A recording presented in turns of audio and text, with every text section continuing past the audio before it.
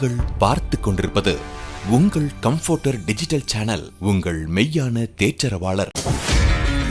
Subscribe to Jesus Redeems YouTube channel and click the notification bell. Watch Jesus Redeems programs in Tamil, Hindi and Kannada languages in Comforter Digital TV. Listen to our 24/7 Comforter radio broadcast and subscribe to Evangel OTT and watch hundreds of Christian short films and videos and be blessed. Download Comforter TV and radio app today. Make use of Jesus Redeems programs available on various social media platforms. Spread the revival fire.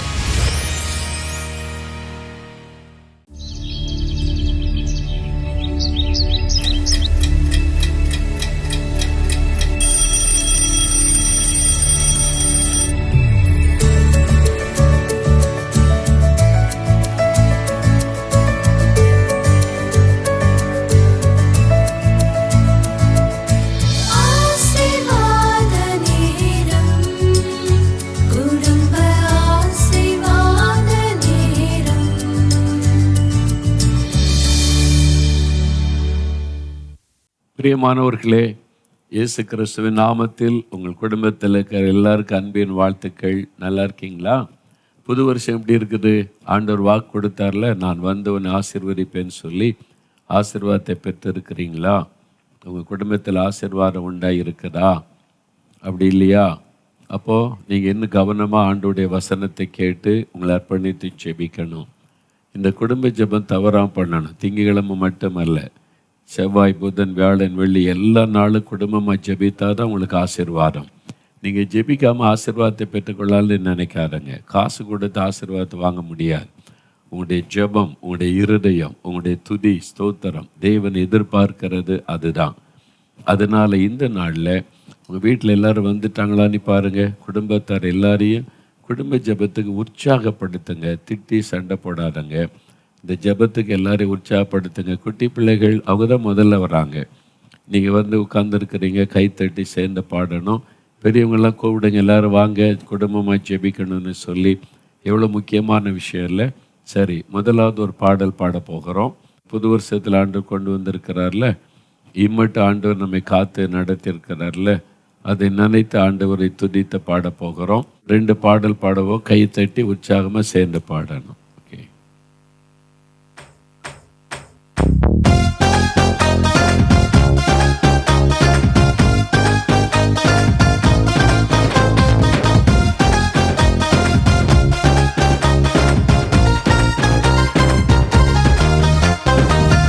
மட்டும் காத்த எபனேசரே, இனிமேலும் காக்கும் யெகோவாயிரே.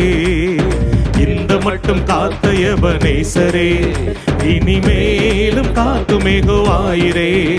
எங்கள் வாழ்க்கையில் இம்மானுவேலரே, எங்கள் வாழ்க்கையில் இம்மானுவேலரே. இந்த வருடத்தின் நாட்களிலே, புது வருடத்தின் நாட்களிலே நாமே துதிகளுடனே ஆர்ப்பரிப்போம் அன்பரே சுவை. அல்லேலூயா, ஸ்தோத்தரிப்போம் நாமே துதிகளுடனே ஆர்ப்பரிப்போம் அன்பரே சுவை. யோர்தானும் செங்கடலும் நம் எதிரில் எழும்பி வந்த போதிலும் காத்தவர். யோர்தானும் செங்கடலும் நம் எதிரில் எழும்பி வந்த போதிலும் காத்தவர். சாப பிசாசின் சோதனை போதிலும், சாப பிசாசின் சோதனை போதிலும் இயேசு நாமத்தில் அகற்றியவர், இயேசு நாமத்தில் அகற்றியவர்.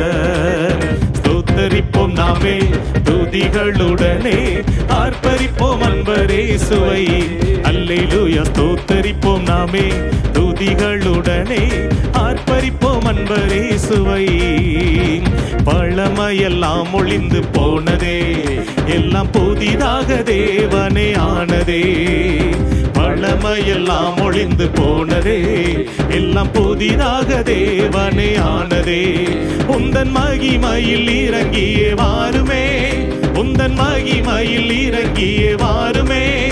நாங்கள் மறுரூபம் அடைந்திடவே, நாங்கள் மறுரூபம் அடைந்திடவே.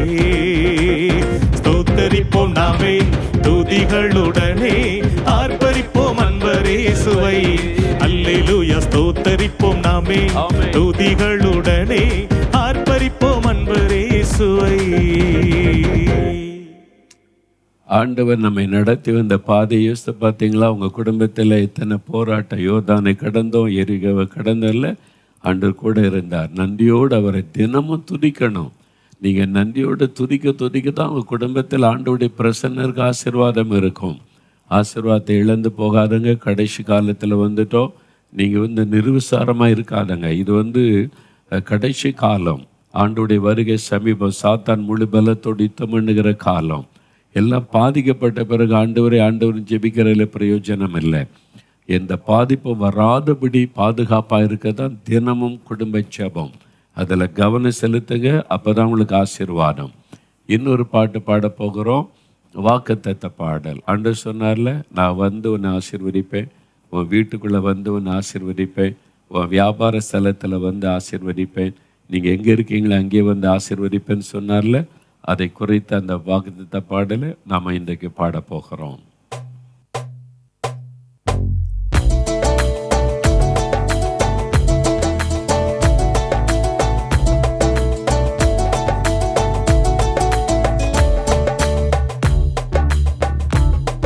உன் வீட்டுக்கு நான் வந்திடுவேன், உன்னை ஆசீர்வதித்திடுவேன், உன்னோடு நான் தங்கியிருப்பேன், உன்னை வழி நடத்திடுவேன். உன் வீட்டிற்கு நான் வந்திடுவேன், உன்னை ஆசீர்வதித்திடுவேன், உன்னோடு நான் தங்கியிருப்பேன், உன்னை வழி நடத்திடுவேன். உனக்காகத்தானே நான் சிலுவைக்கு அர்ப்பணித்து, உன்னோடு இருக்கத்தானே நான் உயிரோடு எழுந்திட்டேன். உனக்காகத்தானே நான் சிலுவைக்கு அர்ப்பணித்து, உன்னோடு இருக்கத்தானே நான் உயிரோடு எழுந்திட்டேன். கலங்காதே என் மகனே, நீ கலங்காதே என் மகளே, கலங்காதே என் மகனே, நீ கலங்காதே என் மகளே. பாவம் சாபம் நீக்கிடுவேன், பரலோக இன்பம் தந்திடுவேன். பாவம் சாபம் நீக்கிடுவேன், பரலோக இன்பம் தந்திடுவேன். நோய் நொடிகள் நான் மாற்றிடுவேன், நோயற்ற வாழ்வை தந்திடுவேன். நோய் நொடிகள் நான் மாற்றிடுவேன், நோயற்ற வாழ்வை தந்திடுவேன். உனக்காகத்தானே நான் சிலுவைக்கு அர்ப்பணித்து, உன்னோடு இருக்கத்தானே நான் உயிரோடு எழுந்திட்டேன். உனக்காகத்தானே நான் சிலுவைக்கு அர்ப்பணித்து, உன்னோடு இருக்கத்தானே நான் உயிரோடு எழுந்திட்டேன். கடன் தொல்லை கஷ்டங்கள் போக்கிடுவேன், காரியம் வாய்த்திட செய்திடுவேன். கடன் தொல்லை கஷ்டங்கள் போக்கிடுவேன், காரியம் வாய்த்திட செய்திடுவேன்.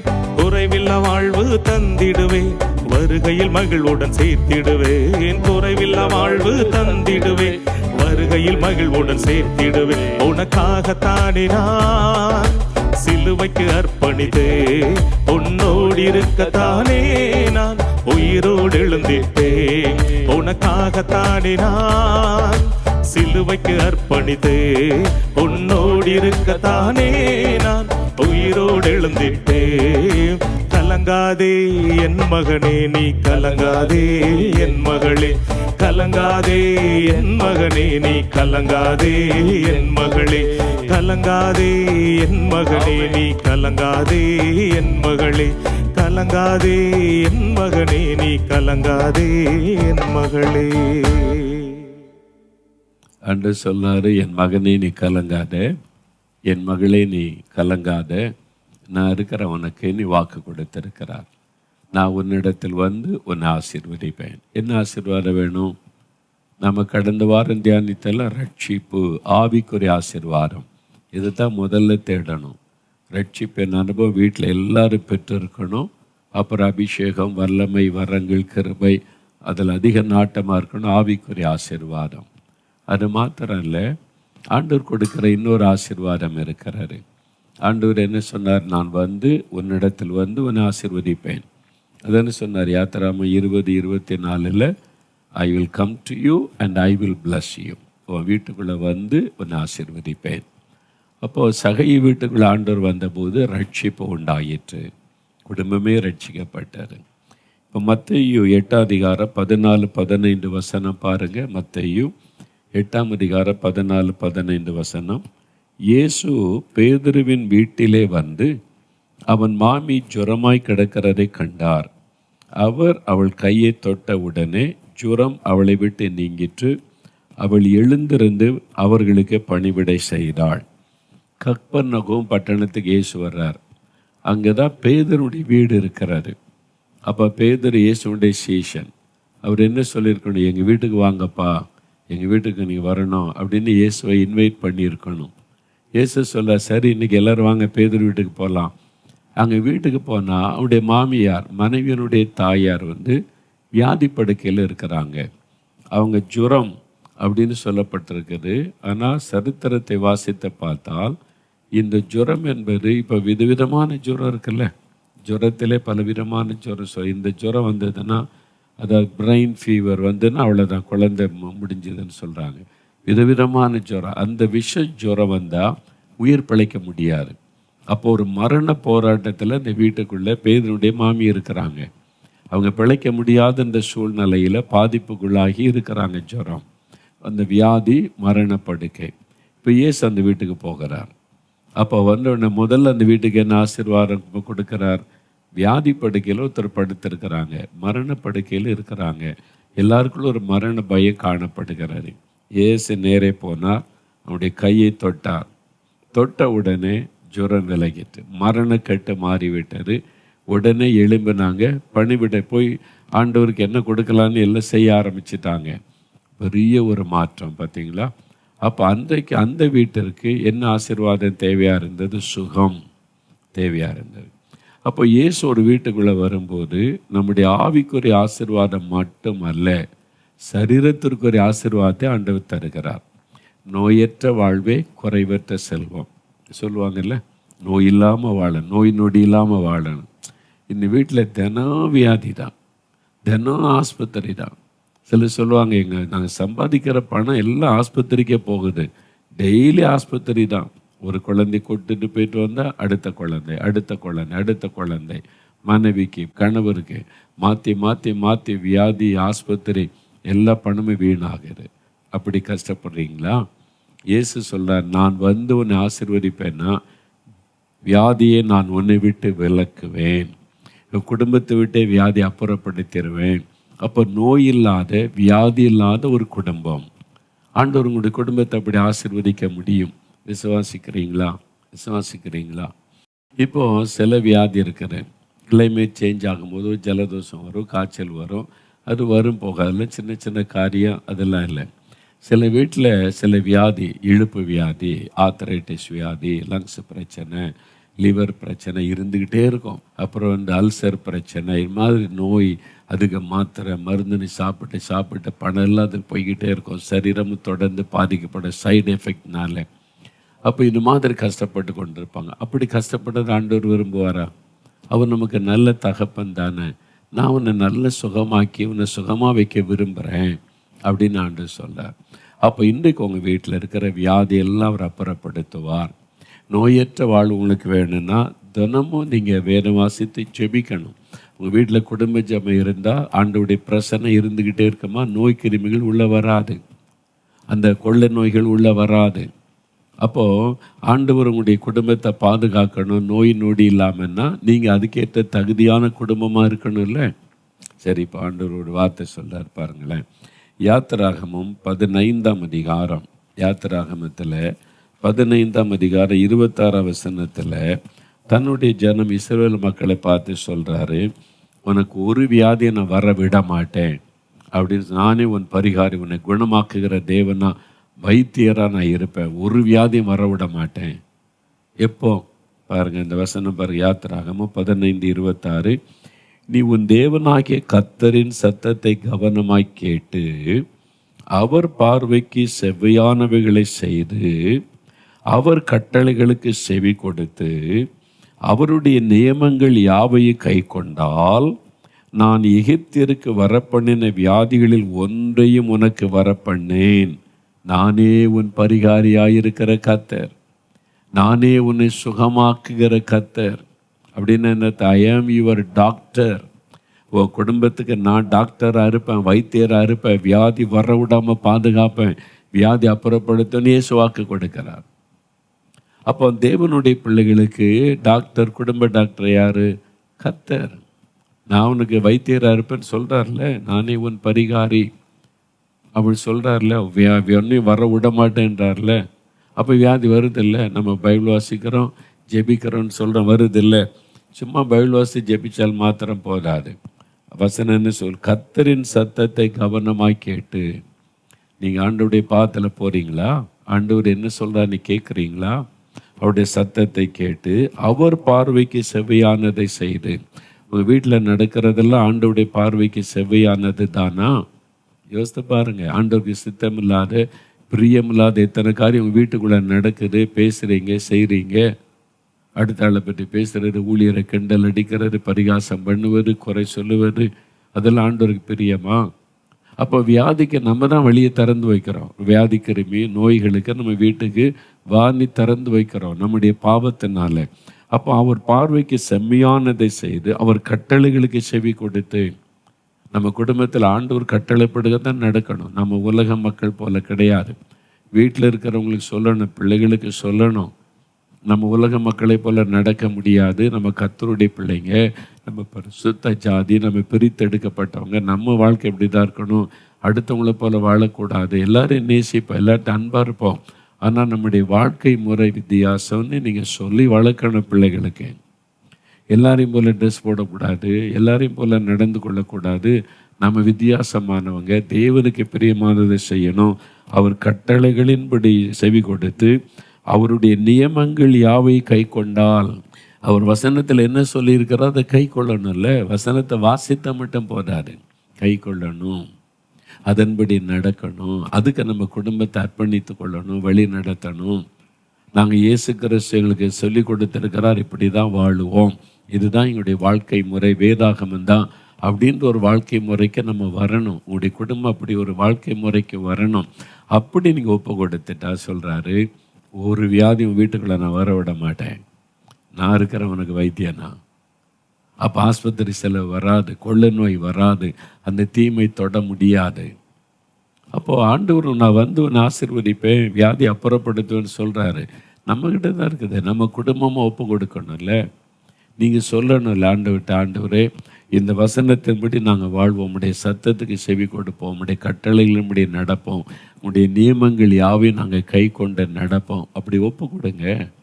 உங்கள் குடும்பம் அப்படிப்பட்ட குடும்பமாக இருக்கணும்னு ஆசைப்படுங்க, விரும்புங்க, அதுக்காக செபிங்க, முயற்சி எடுங்க. அப்படி அர்ப்பணித்து அப்போ ஆண்டவர் சொல்லுவார், ஒரு வியாதியும் உன் வீட்டுக்குள்ளே வராது, நான் பாதுகாத்து நடத்துவேன், வைத்தியனாக இருப்பேன் அப்படின்னு ஆண்டவர் சொல்கிறார். ஆமாம். ஒரு ஊழியக்காரரை பார்த்தேன். அவருக்கு வந்து கிட்டத்தட்ட 55 வயசு ஆயிட்டு. அவர் சொன்னார், வாலிப வயசில் இயேசுக்கு ஒப்பு கொடுத்தேன், இன்னைக்கு வரைக்கும் ஒரு மாத்திரை மருந்தை நான் சாப்பிட்டதே கிடையாது. ஒரு மருந்து மாத்திரை ஒரு நாள் நான் வந்து ஆஸ்பத்திரிக்கு போனதில்லை. கர்த்தர் என்னை பாதுகாத்து அவருடைய விசுவாசம், அவருடைய அர்ப்பணிப்பை பார்த்து நான் ரொம்ப சந்தோஷப்பட்ட ஆண்டவரை துதித்தேன். அப்போ நான் அப்படி இருக்க முயற்சி பண்ணுறேன், நம்முடைய கட்டளையின்படி நடக்க. அதனால தான் பெரிய வியாதி, பாதிப்பு, படுக்கை அப்படின்னு இல்லாமல் கர்த்தர் கிருபையாக பாதுகாத்து வருகிறார். நம்ம லைஃப்பை ஒப்பு கொடுக்கணும்ல, உன் குடும்பத்தை ஒப்பு கொடுக்கணும்ல. என் குடும்பத்தை உமக்கு நான் ஒப்பு கொடுக்குறேன், வீட்டில் இருக்கிற எல்லாரையும் ஒப்பு கொடுக்குறேன், உங்களுடைய வசனத்தின்படி நாங்கள் நடப்போம், இந்த வீட்டுக்குள்ளே நமக்கு பிரியமில்லாத எதுக்கும் இடம் கொடுக்க மாட்டோம், எங்கள் வீடு உம்முடைய வீடாக இருக்கணும், இங்கே ஜப சத்தம், துதி சத்தம் கேட்கணும், வேத வசனத்தை வாசிக்கிற சத்தம் கேட்கணும். அப்போ அந்த வீட்டில் கர்த்தருடைய பாதுகாப்பு இருக்கும், நோய் நொடிகள் அணுகாதபடி கர்த்தர் பாதுகாப்பார். யோசித்து பாருங்கள், உங்கள் வீடு எப்படி இருக்குதா? ஒப்பு கொடுங்க. இதுவரை எப்படி இருந்தாலும் இந்த வருஷத்துலேருந்து இனி எங்கள் குடும்பம் இப்படி தான், வசனம்தான் எங்களுடைய வாழ்க்கை முறையை சொல்லும். அந்த வசனத்தில் சொல்லப்பட்டபடி தான் நம்முடைய வாழ்க்கை எல்லாருமே. இதை நீங்கள் எல்லாருக்கும் சொல்லணும், வீட்டில் இருக்கிற எல்லாருக்கும் சொல்லி அதை கடைபிடிக்க கட்டாயப்படுத்தி அர்ப்பணிக்க வைக்கணும். பிள்ளைகளுக்கு சொல்லணும். சிலர் ரட்சிக்கப்படலைன்னா அவங்க புரிந்து கொள்ளாமல் கீழ்ப்படியாமல் இருந்து அதுக்காக செபிக்கணும். ஆண்டவரே உம்முடைய வசனத்தின்படி தான் எங்கள் வாழ்க்கை குடும்பமே இருக்கணும் அப்படின்னு சொல்லி அர்ப்பணிக்கணும். அப்போ எந்த வியாதியும் வராமல் கர்த்தர் பாதுகாப்பார். இப்போ வியாதி வந்துட்டு என்ன பண்ணுறது? 20 வருஷமாக இந்த வியாதி இருக்குது, 30 வருஷமாக மருந்தை மாத்திரை, இன்றைக்கு இயேசு குணமாக்குவார். எத்தனை 40 வருஷம் வியாதியெல்லாம் ஆண்டவர் மாற்றி இருக்கிறாரு. 38 வருஷம் வியாதி உள்ள பலரை இன்றைக்கு ஆண்டவர் குணமாக்கி இருக்கிறாரு. அந்த சாட்சியெல்லாம் இருக்குது.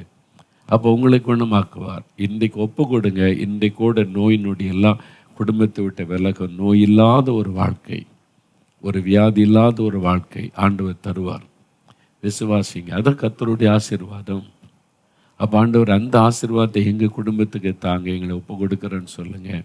எங்கள் ஊருக்குள்ளேயே கொள்ள நோய் வரக்கூடாது, எங்கள் பக்கத்து எங்கள் தெருவில் இருக்கிற யாரும் பாதிக்கப்படக்கூடாது, நாங்கள் அதுக்காக ஜெபிக்கிறோம் அப்படின்னு சொல்லி எல்லாருக்கும் இந்த இயேசுவின் அன்பை சொல்லுங்கள். நீங்கள் வியாதி இல்லாமல் வாழ்ந்தால் மற்றவங்க கேட்பாங்க, உங்களுக்கு மட்டும் வியாதியாக வராதா? எதனால? இயேசு கூட இருக்கிற அந்த இயேசுவை நீங்களும் உங்கள் வீட்டில் ஏற்றுக்கொள்ளுங்க. அப்படி சுவிசேஷத்தை சொல்லுங்கள். இயேசு அப்படி சொல்லுங்கள். அதுக்கு தானே நம்ம அழைச்சிருக்கிறார் ஆண்டவர்.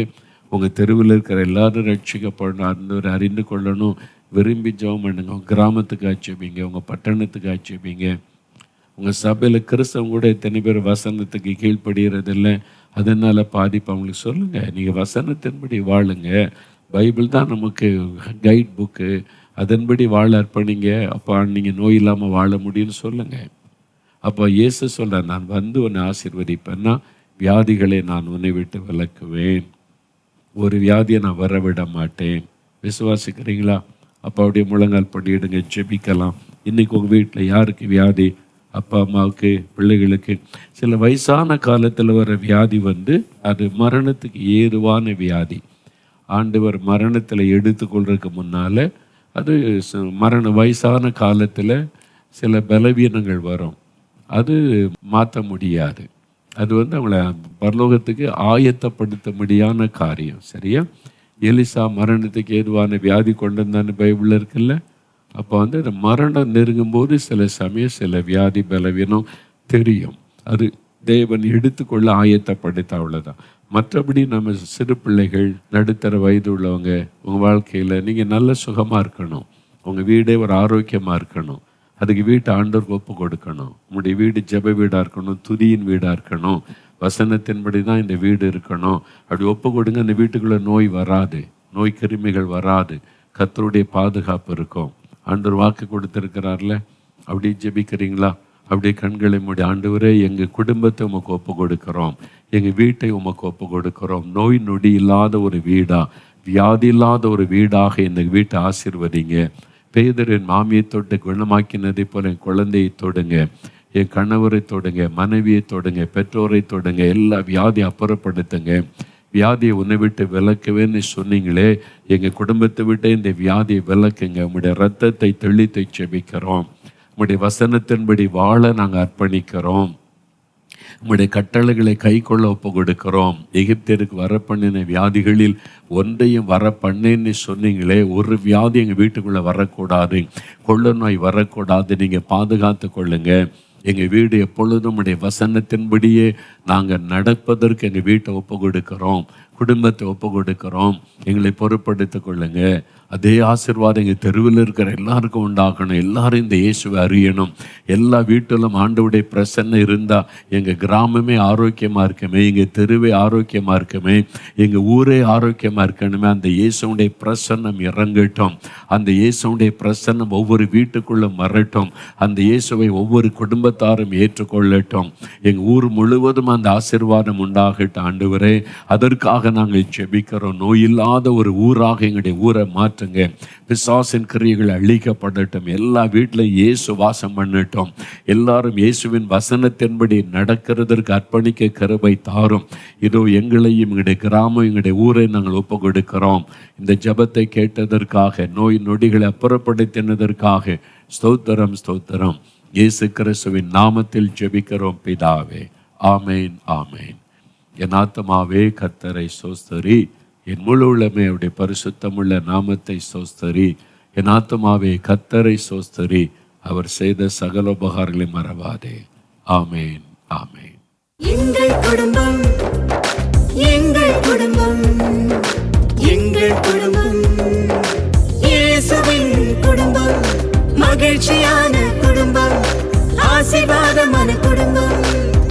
இயேசுவே குடும்ப தலைவர், இயேசுவே குடும்ப டாக்டர், இயேசுவே குடும்ப நண்பர், இயேசுவே எங்களுக்கெல்லாம்.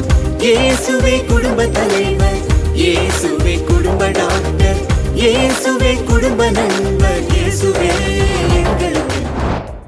This program is sponsored by Sister Manju Lakshmipadi and family, Chennai. Happy birthday baby Gladson Gautam. ஆதியாகமம் 12:2 படி, நான் உன்னை ஆசீர்வதித்து உன் பெயரை பெருமைப்படுத்துவேன் என்று கர்த்தர் சொல்லுகிறார். Brother Jabakumar Solomon and family, Kadalur. Happy birthday baby Bryston Jathniel. என்னாகமம் 6:24 படி, கர்த்தர் உங்களை ஆசீர்வதித்து காக்க கடவர். Brother Babu Vellingkiri and family, Chennai. உபாகமம் 1:11 படி, நீங்கள் இப்பொழுது இருக்கிறதை பார்க்கிலும் 1000 மடங்கு அதிகமாகும்படி கர்த்தர் உங்களை ஆசீர்வதிப்பாராக. Brother Abraham Manuel and family, Thuthukudi. யோவேல் 2:21 படி, பயப்படாதிருங்கள், மகிழ்ந்து களி கூறுங்கள், கர்த்தர் பெரிய காரியங்களை செய்வாராக. அன்பானவர்களே, நீங்களும் தொலைக்காட்சி ஊழிய பங்காளராகிட தொடர்பு கொள்ள வேண்டிய தொலைபேசி எண் 994222466611. இமெயில் முகவரி partners@jesusredeems.org.